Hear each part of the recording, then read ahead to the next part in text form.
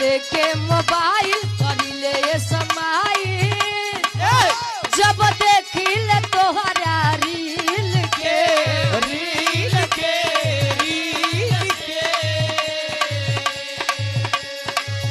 जब देखिल तोहरा रील के गईला जब से मिल के गईला जब से मिल के हम हो गईली बिना दिल के गईला जब से मिल के हम हो गईली बिना दिल के जब से गईला मिल के हम हो गईली बिना दिल के जब से गईला मिल के। ये हम नहीं हमारे चाची कहाँ है आदरणीय आप हो जवानी के दुनिया दीवानी बा हो जवानी के दुनिया दीवानी बा हो जवानी के दुनिया दीवानी बा हमरा हुस्न पे झलकत पानी बा हमरा हुस्न पे झलकत पानी बा हमरा हुस्न पे झलकत पानी बा हो जवानी के दुनिया दीवानी बा हमरा हुस्न पे झलकत पानी बा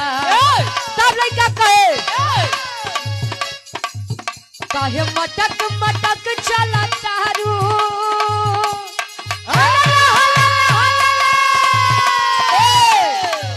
काहे मटक मटक चला तारू देखा के होई गोर टंगरी हमरा नैना के चैना चोरावे नैना के चैना छोड़ावे ए गोरी तोरी लाल घघरी हमरा नैना के चैना छोड़ावे ए गोरी तोरी लाल घघरी हमरा नैना के चैना छोड़ावे ए गोरी तोरी लाल घघरी।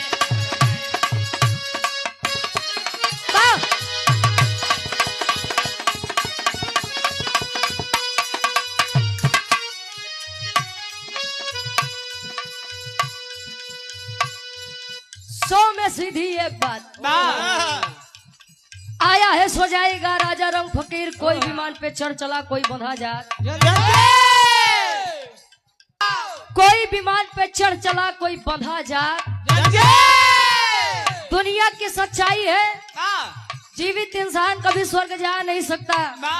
और मृतक इंसान कभी स्वर्ग से आ नहीं सकता।